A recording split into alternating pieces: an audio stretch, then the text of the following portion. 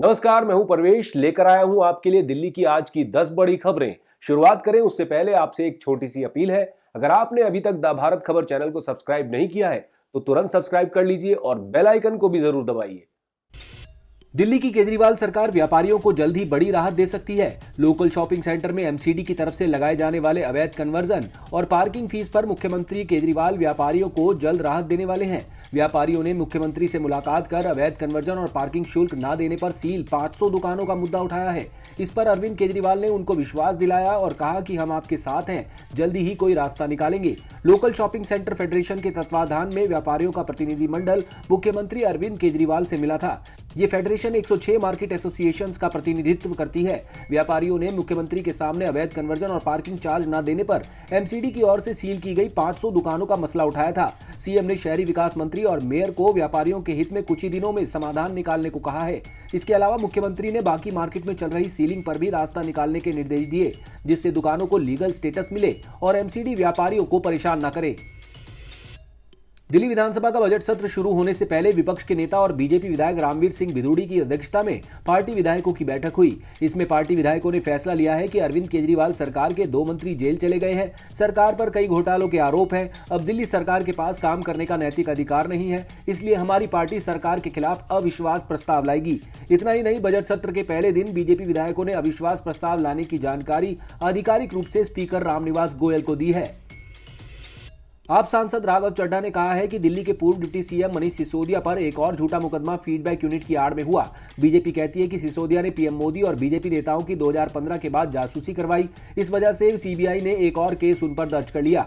यदि 8 साल से जासूसी हो रही थी, इसकी भनक सीबीआई को क्यों नहीं हुई? तो ये बीजेपी और उनकी तमाम एजेंसियों की काबिलियत पर सवाल खड़े करती है। ऐसा है तो एनआईए, रॉ और आईबी के बड़े अधिकारियों को सस्पेंड करे और जेल भेजे। आप सांसद ने कहा कि दिल्ली सरकार के पास 62 और बीजेपी के सिर्फ 8 विधायक हैं। इसके बावजूद विधानसभा में अविश्वास प्रस्ताव लाकर अरविंद केजरीवाल की सरकार गिराने की साजिश रची जा रही है। उनका दावा है कि बीजेपी हमारे विधायकों को डरा धमका रही है। उनकी ओर से आप विधायकों को 2 विकल्प दिए जा रहे हैं। पहला, बीजेपी ज्वाइन करो, दूसरा, नहीं तो मनीष सिसोदिया की तरह सीबीआई ईडी से जेल में डलवा देंगे। उनका यह भी कहना है कि बीजेपी ने जिस तरह से महाराष्ट्र और मध्य प्रदेश में बहुमत की सरकार को गिराकर खुद की सरकार बनाई, वही कोशिश दिल्ली में रिपीट करने में पार्टी के नेता जुटे हैं। साल 2013 और 15 में भी बीजेपी ने ये कोशिश की थी, लेकिन मैं बीजेपी को कहना चाहता हूं कि उनकी कोशिश सफल नहीं होगी। दिल्ली बीजेपी प्रवक्ता हरीश खुराना ने आप सांसद राघव चड्ढा पर पलटवार किया है। हरीश खुराना ने कहा कि लगता है सांसद राघव चड्ढा ने एफबीयू की एफआईआर को ठीक से पढ़ा ही नहीं है। इसमें कहीं नहीं लिखा कि एफबीयू प्रधानमंत्री का पीछा कर रही थी। बीजेपी नेता का कहना है कि आप सरकार के घोटालों और भ्रष्टाचार के खिलाफ सदन में बीजेपी को अविश्वास प्रस्ताव लाने का हक है। उन्होंने सवाल उठाते हुए पूछा है कि जब आप बहुमत में है तो फिर डर क्यों लग रहा है? दिल्ली के मुख्यमंत्री अरविंद केजरीवाल ने मनीष सिसोदिया की तुलना राजा हरिश्चंद्र से की है। कहा है कि सच्चाई के रास्ते पर चलने वाले राजा हरिश्चंद्र की तरह सिसोदिया की भी भगवान परीक्षा ले रहे हैं। हम सभी जानते हैं कि जब कोई सच्चाई के रास्ते पर चलता है तो भगवान कभी न कभी कहीं ना कहीं उसकी परीक्षा जरूर लेते हैं। ऐसे ही एक बार भगवान ने राजा हरिश्चंद्र की परीक्षा ली थी। दिल्ली के बच्चों के प्रिय मनीष भी 100 में से 100 नंबर लाकर पास होंगे।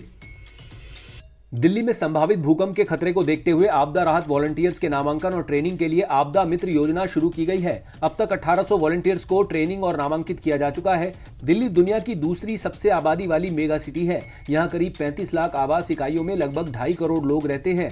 ये घर नियोजित कॉलोनियों, नियमित अनधिकृत कॉलोनियों, झुग्गी बस्तियों, झुग्गियों, अनधिकृत कॉलोनियों में है। दिल्ली में आवास का पैटर्न बिल्डिंग कोड के अनुसार नहीं है। ऐसे में यहाँ भूकंप आने की स्थिति में ज्यादा नुकसान की संभावना है। दिल्ली में H3N2 वायरस के साथ कोरोना का खतरा भी बढ़ने लगा है। कोविड-19 के मामलों में बीते कुछ दिनों में बढ़ोतरी जारी है। दिल्ली में बीते 24 घंटे के दौरान कोरोना के 72 नए मरीज मिले हैं। हालांकि ठीक होने वाले मरीजों की संख्या भी 53 दर्ज की गई है। राहत की बात यह है कि कोरोना से मौत का कोई मामला सामने नहीं आया। स्वास्थ्य विभाग की ओर से जारी किए गए कोविड हेल्थ बुलेटिन के मुताबिक बीते 24 घंटे के दौरान 1824 लोगों का कोविड टेस्ट किया गया था। राजधानी में कोरोना के एक्टिव मरीजों की संख्या 209 पहुंच गई है।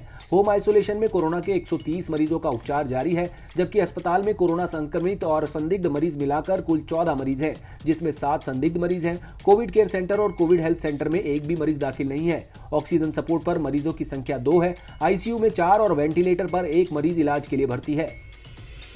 दिल्ली के मंगोलपुरी इलाके के एक वीडियो के सोशल मीडिया पर तेजी से वायरल होने के बाद हड़कंप मच गया।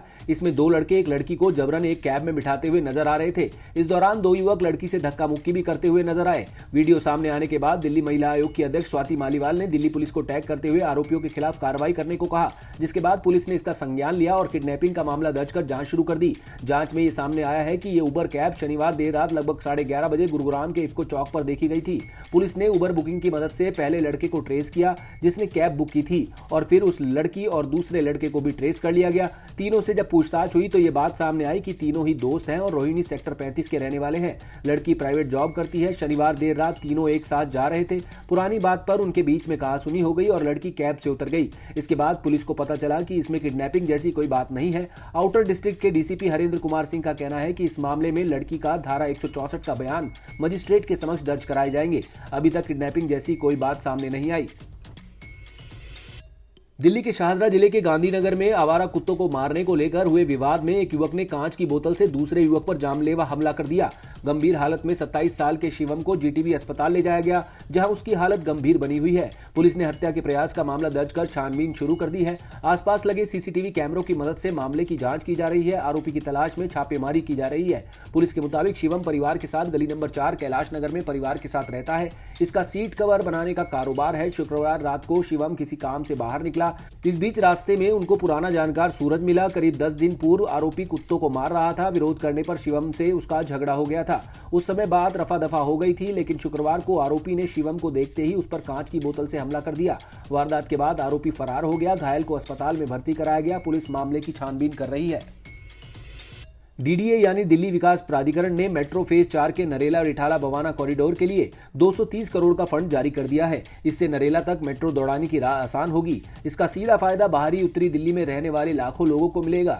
इस कॉरिडोर पर मेट्रो सेवाएं शुरू होने से डीडीए के रिहायशी क्षेत्रों के विकास की रफ्तार भी तेज होगी। डीडीए अधिकारियों का कहना है कि कॉरिडोर पर केंद्र सरकार की इजाजत मिलते ही काम शुरू हो जाएगा। आप देख रहे थे दिल्ली की 10 बड़ी खबरें।